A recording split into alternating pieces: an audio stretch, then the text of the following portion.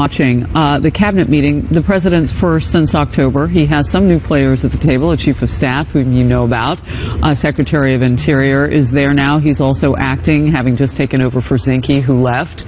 And General Mattis, who left Secretary of Defense, has now been replaced, momentarily at least, by Pat Shanahan. So some of those are people who are at the table today. This is that still photo that I told you was coming out from our Kevin Cork. He took this, and he's pooled today inside that, and what we call it is pool spray, which means as soon as it wraps up, then we can roll it live for you in video form so you can see what was said. So this is just slightly out of real time, but as soon as we get that video, we'll roll it. But those are some of the players at the table with the President of the United States, and this comes ahead of another meeting that the President will hold later today with lawmakers to talk about the border wall. So a very busy day inside the White House. We wanted to show you that. It's breaking news right now as it comes together. We'll bring it to you live. Dagan? And you will interrupt me as soon as it happens. Never! Yes, you better.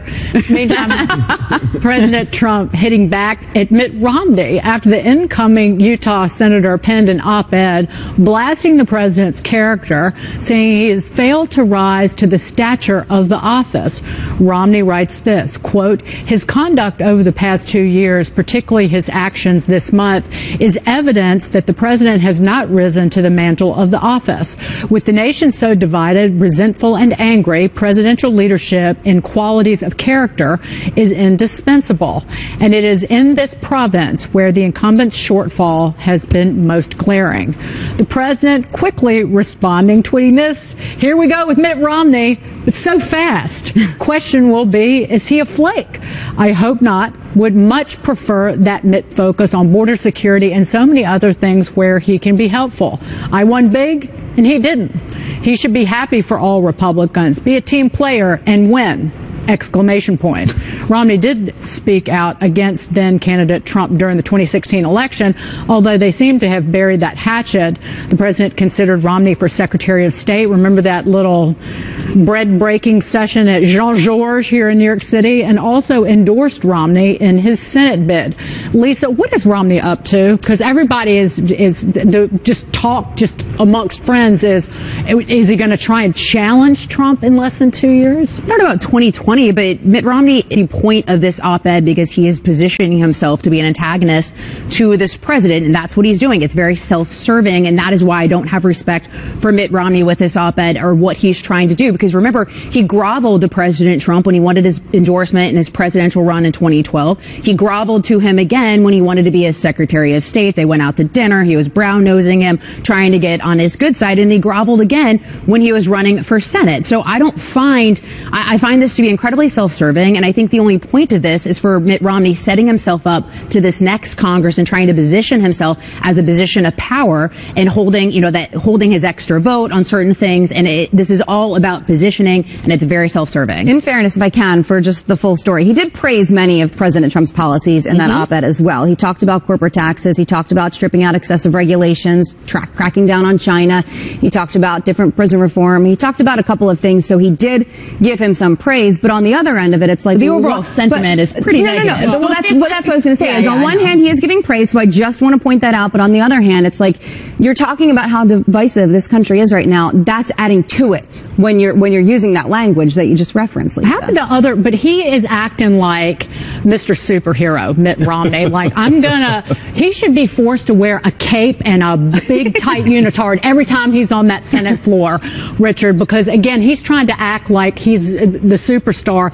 What are all these other senators who have been there for years standing around thinking, even Republican senators, like we don't need you to be the hero. Well, I think that Romney's setting himself up for every time something happens now, the president says the first camera that the first senator people are going to try to find now will be the junior senator from Utah, Mitt Romney. There's going to be cameras in his face every minute. He's setting himself up as a juxtaposition to the president on the other side of Pennsylvania Avenue. Now, this idea, well, I probably think he's doing it for the media attention, but I think there's something very interesting about the president's tweet about being a team player, because everybody knows that Donald Trump hasn't been a team player to the Republican Party. Not only did he have no remorse for all the members that lost this past November, but in 2004, he attacked George W. Bush when he was the president. And I think there's something to be said about this president punching down. He shouldn't have punched down at all. He shouldn't have responded to it at all. When he responded to it, that's why we're sitting on this couch talking about it. I kind of agree with you on that, though. Like, sometimes I just wish you take the higher road and you don't necessarily have to respond to things like that. 3 words, not gonna happen. Not with President Trump. But here's the thing. If Mitt Romney wanted to wait until he was sworn in and there was a point of disagreement over policy or something President Trump did, you don't have to agree with the president all the time. And in fairness, it is fine. Yeah. Senator Lindsey Graham has chosen when he's disagreed with the president and made that known.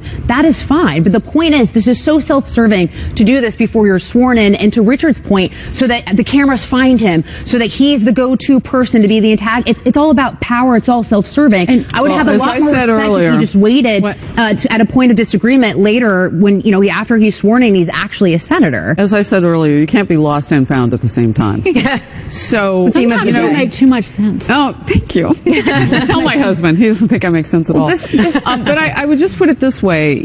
Mitt Romney has had his glory time. And so he's coming back as a senator-elect. Why not wait until you actually get something done? Exactly. Before you say, who knows what's possible? Yeah. You're in almost like a bigger majority than ever because they picked up seats, making history, Republicans did in the Senate in the midterm elections. Why not lean into that light a little bit? And, we all know how he feels about the president. We all remember that day he stood up on the dais, pre-election 2016, and tried to take the president down. That's indelible in our memory. Never let ego get in the way of reason, because his ego, that's part of the problem. Well, and by the way, they can scream that from the rooftops to Congress. Compare and contrast these two individuals, though. One, you want to talk about damaging the Republican Party. Mitt Romney lost running against President Obama. I know that was maybe that's the loss that I was talking about. Number one. And number two, President Trump, like him or not, is an excellent retail politician, came out of nowhere, surprised everybody.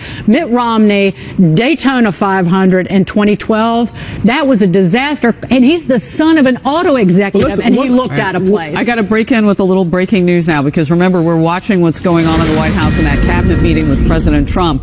And remember, I just mentioned that there were a couple of new players at the table, albeit they are acting. Some of them will be temporary, according to what's been reported. But the new person ahead of the Defense Department, Patrick Shanahan, who has taken over for General Mattis just in recent days, was actually called out by the president just moments ago. Our Kevin Cork is inside. He emails this: proud of what we have accomplished with wall renovations, but we need a wall, and in the end, I believe we will be successful. Thanks, military, and Patrick Shanahan.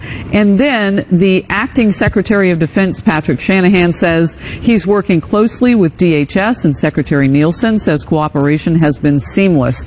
So just to give you a few more words that are being said inside that cabinet meeting, and also to give you an idea of the players at the table, which I've been trying to do for you, that's what's going on. This is going to play out. And when it does, this video, we'll take it live and we'll bring it to you. We're watching it for you. Here's what else we're watching. The Dow. The first day of the trading in the new year. Will investors shake off the dismal December, and what can we expect for our 401k retirement plans in 2019? It's bumpy, but it did see a little positive a little while ago, Dagan. We'll talk about it. Plus, big reaction to a new piece asserting Senator Elizabeth Warren has to overcome a likability problem to avoid a repeat of Hillary Clinton's 2016 loss. Deja vu all over again? Readers also asking why no one seems to worry about whether male candidates are likable. And perhaps that's the issue. Senator Warren is cooking dinner and cracking beer on an Instagram Live. We'll talk about it all. Is it fair? Hold on a sec. I'm going to get me a beer. I never thought I was going to run for politics, any kind of elected office. And to be here, to be in this fight, because it's right.